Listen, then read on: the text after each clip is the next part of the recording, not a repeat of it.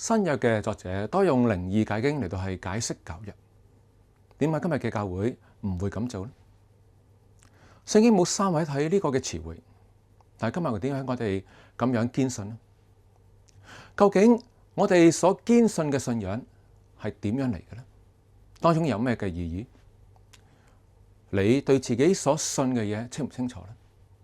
如果我哋傳道者侍奉者對自己所傳嘅所講嘅一知半解，會唔會當我哋傳福音教導信仰嘅時候，會好似耶穌所責備嗰啲人瞎子領瞎子呢？